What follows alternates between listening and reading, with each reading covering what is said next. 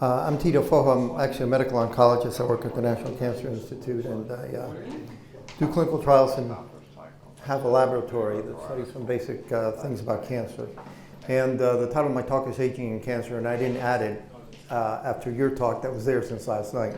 So in fact, it is a disease of the aging process. And this is from the Cancer Research UK. It says that age is the single biggest risk factor for cancer. This is for the general public. The older you are, the more likely you'll develop cancer. Nearly 2/3 of all cancer cases are diagnosed in the UK occur in people that are over 65 years old. It then goes on to say how basically it's all about mutations. And there's detailed information also about the immune system. So they raise the possibility of the immune system. And actually listening to Dr. Levine this morning, I wasn't sure where he was going to come down on some of these issues. And at the end, he didn't. But so this is the incidence of cancer, for example, non-melanoma skin cancer, which increases with age, just to drive home that point. And this is pancreatic cancer. And I think this is actually an interesting slide because there is no difference between male and female for the most part, nor between African Americans or white. You know, when you look at something like this, you would say, well, maybe it's a mutation thing that is blind to male, female, African American, or white.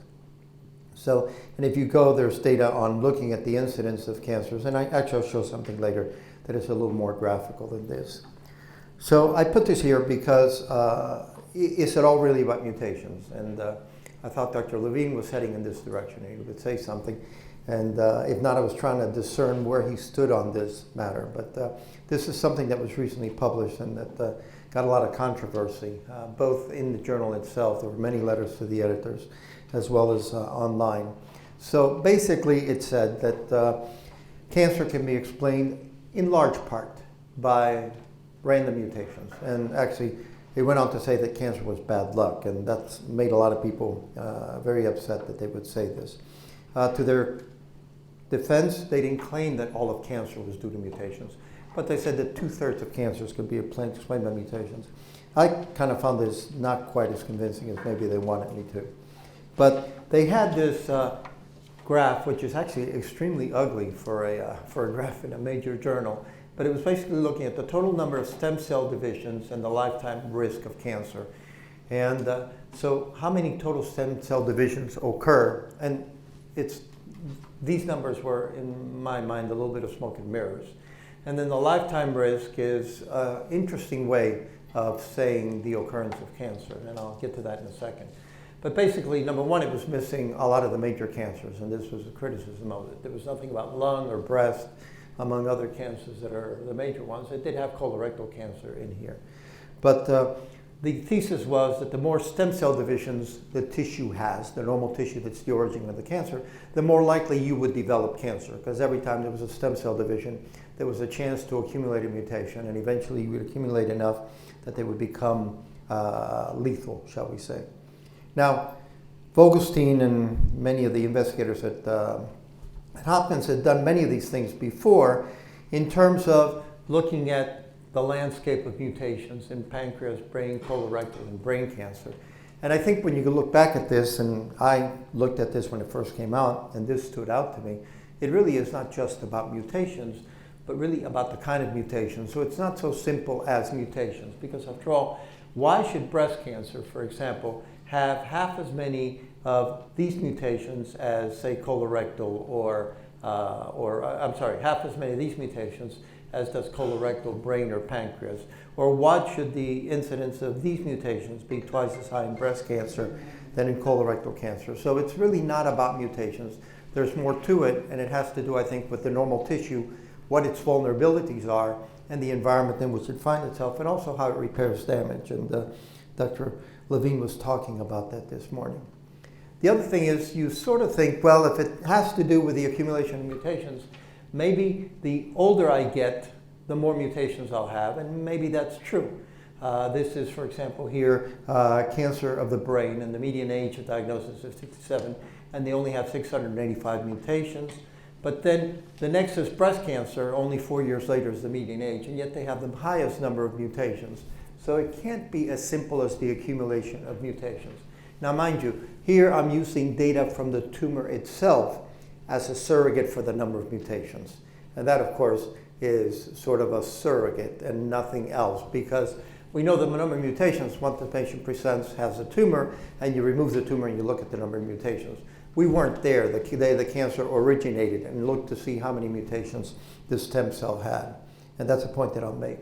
Now, the way that it's organized, in fact, colorectal, yes, here we go, colorectal, pancreatic, and glioblastoma, you would expect that colorectal would have more mutations than pancreatic than glioblastoma, and that's also not the way that it works out. But again, we're looking at the tumor itself, not at its genesis.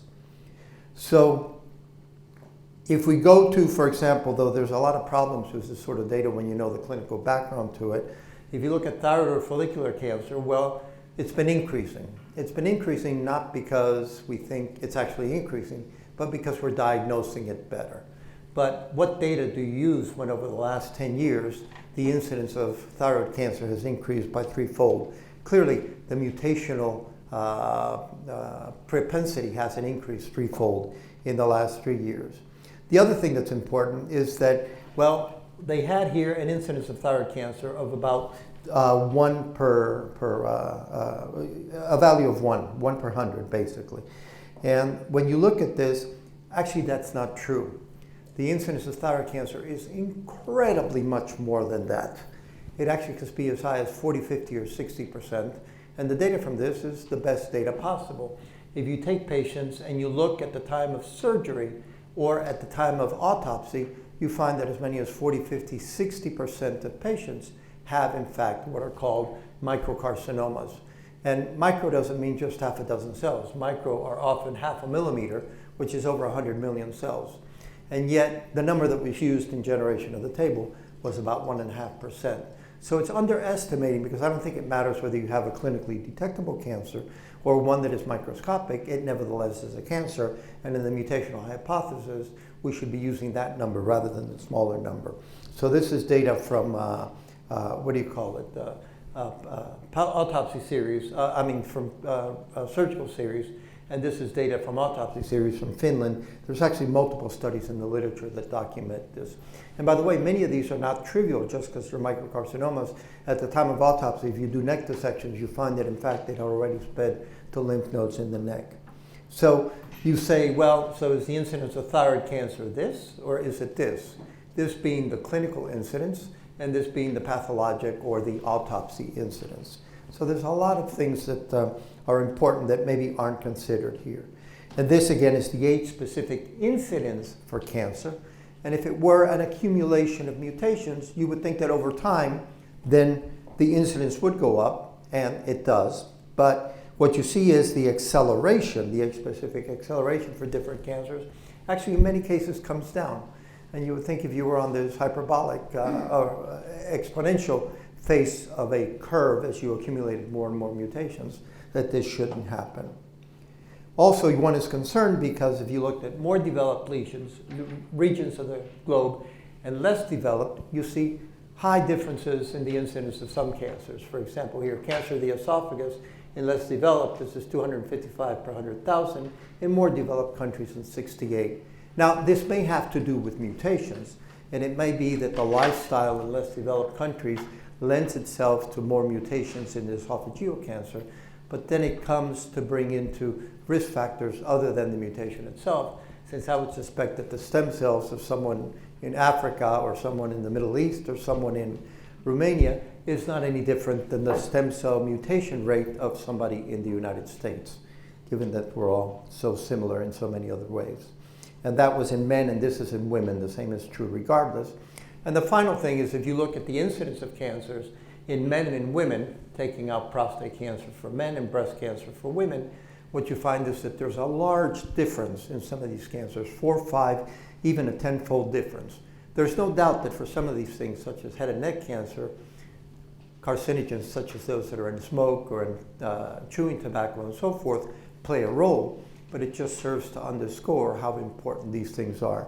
And in fact, that was some of the criticism of the paper, that it was downplaying the risks associated with carcinogens and other environmental factors, and that this might be detrimental in the long run.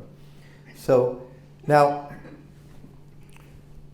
what then happens is, if you look at a certain gene, and Dr. Levine certainly knows more about this than anybody else in the world, it's interesting, if you look at just one specific gene, or maybe just as much as a couple of other people in the world, so it won't go to his head, right?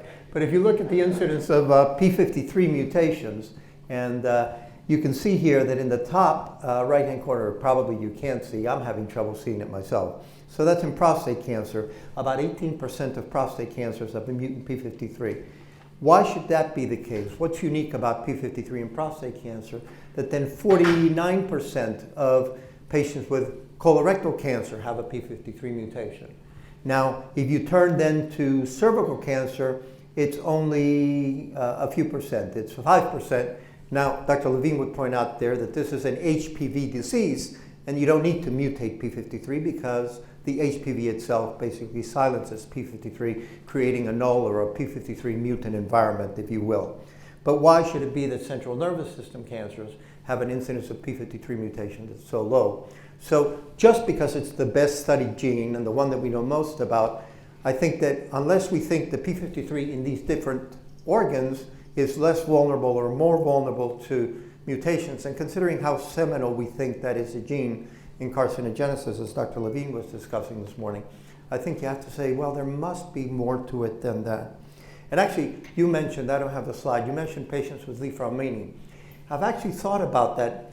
A lot of the cancers that they get are not cancers that you would have thought p53 is seminal in their origin, right? That when you look at the entire population, you say, well, no, p53 wasn't responsible for it. Adrenocortical cancer is something I know a lot about. Actually, there's a cohort of kids in South America that have p53 mutation. They all get adrenocortical cancer at 2 years of age, and you say, well, that sort of makes sense. But that's about the strongest evidence for that. So, okay. And then the other thing that I find interesting, if you go into the COSMIC database and you look at the incidence of mutations in those that are p53 mutant and p53 wild type, and this is just looking at the median number of mutations. You should think that this means that there's few with mutant and a lot with wild type. This depends on what's in the COSMIC database and what's reported there.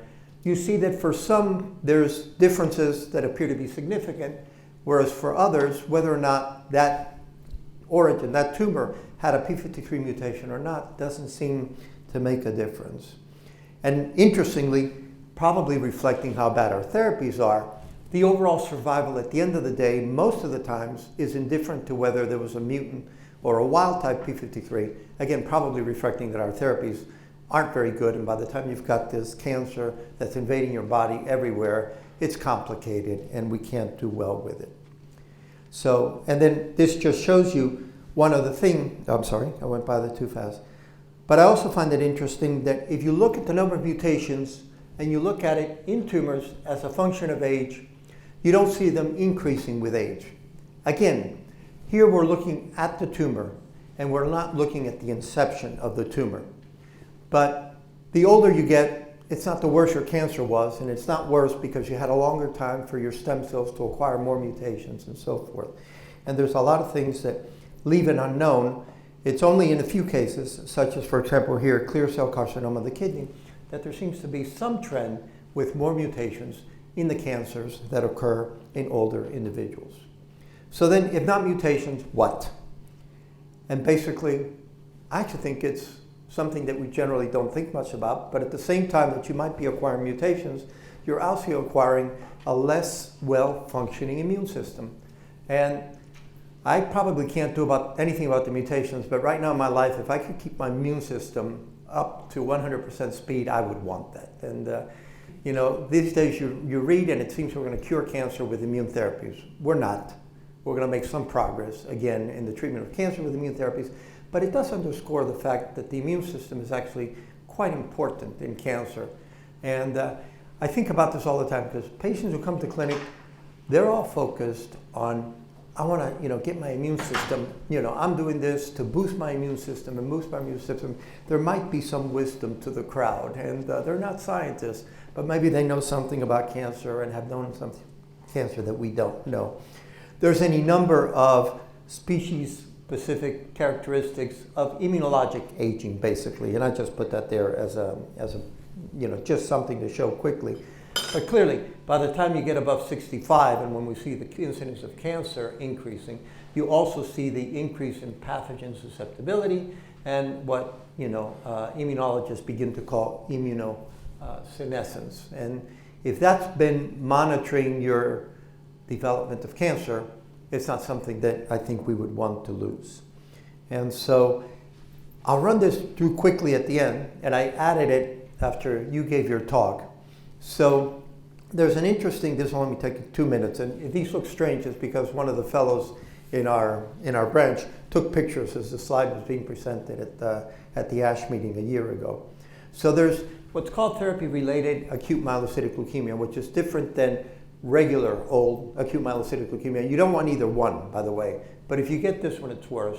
And it's usually patients who have had some chemotherapy in the past, a woman who got breast cancer or somebody who had Hodgkin's disease as a child, and they're bad. And so these individuals at Washington University, where they've sequenced every tumor that ever walked in the door, were looking at the mutational landscape in this. And they said, well, so could it be that it arises because after previous exposure to chemotherapy or radiation therapy, these things are arising because maybe clinically and biologically they're distinct from de novo AML. And actually, if you look at the percent that TP53 is mutated, it's a higher percent in the therapy-related than in the non-AML related. So they said, aha, P53 underlies this. When they looked at is the mutational burden in the treatment acquired and those that were de novo any different, the answer is no. When they looked at the spectrum of mutations, is it any different? The answer is no. So they said maybe hematopoietic stem cells, which are the origin of this leukemia, harboring TP53 mutations prior to the initiation of chemotherapy allows them then to accumulate more damage and then become. And at the end of the day, I think that may be true. I can just skip through the rest of the slides. The problem is that only about 20% of patients with treatment-related AML have P53 mutations. And Tim Lay is one of the investigators, and I told him, okay, Tim, I'll believe this if you show me in the other 80%, not TP53 mutations, but a similar kind of mutations that is allowing your sort of genome guardian role of P53 to be subjugated, to be impaired, but in a different sort of way. I said, so you can tell me that? And he says, I don't have that information yet. So at the end of the day, I think it's very complex, and I don't think you were saying anything different this morning. That's why I was wondering whether you were going to end up on. And I think that I work with Craftston, and I've come to realize that, biologists think everything is simple or can be simplified, Physicists know that everything is simple or that they can simplify it. The problem is they've never worked on biological problems. And so consequently, I think it's really complicated. I'm not telling you anything that you didn't know, but I think there's probably a lot of physics behind all of this as well. So that was my goal here this afternoon. Thank you very much.